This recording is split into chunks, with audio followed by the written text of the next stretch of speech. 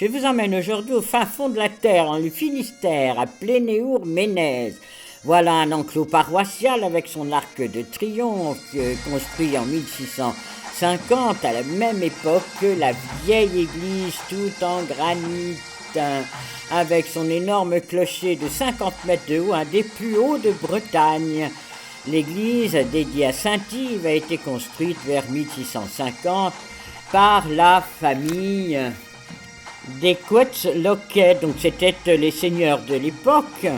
Voilà la nef avec la toiture en coquille de bateau renversée, 3 nefs toujours avec ce granit magnifique, et là le maître-autel avec une statue de la Vierge à gauche très ancienne, et de chaque côté des retables. Alors vraiment, dans ce petit village perdu, ils sont magnifiques. D'abord ici, c'est le retable des Trépassés, avec la résurrection du Christ et tous ceux qui attendent la résurrection finale et le jugement dernier.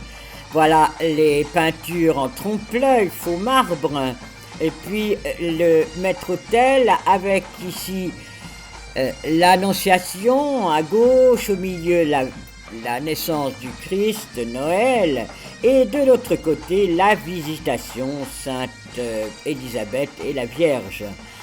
Puis des anges tout à fait typiques du XVIIIe siècle, ces orants qui sont de chaque côté de l'autel. Et puis là-haut, toujours ces petits personnages très bien sculptés, très bien peints, qui n'ont pas bougé depuis le XVIIIe siècle. C'est tout à fait remarquable. Alors, ce n'est pas tout, voilà qu'il y a des statues de grands saints. D'abord, Saint Allard, qui est le successeur de Saint Corentin, évêque de Quimper, avec son costume d'évêque, IIIe siècle. Et vous le voyez là avec sa mitre et sa crosse. Voilà la nef et ses 2 bas-côtés qui sont pratiquement de la même hauteur, et un autre retable. Cette fois-ci, c'est la vie de la Vierge. Elle monte au ciel, et c'est Saint-Dominique qui l'accueille. À gauche, Saint-Yves avec son costume d'avocat, patron des avocats, et à droite, Chantal, patronne de la Bretagne. Les petits personnages là ne sont pas peints, sont en bois sculpté, toujours 18e, mais simplement vernis. Une statue de la Vierge, et puis au milieu des statues des apôtres, voilà les anges avec le signe de la Vierge Marie. Tout là-haut, les fleurs, et Sainte Anne à droite, Saint-Yves à gauche, et là, les saints qui sont entraînés au paradis par la Vierge. Voilà une autre statue de Sainte Herbode du VIe siècle. C'était un ermite, protecteur des bêtes à cornes.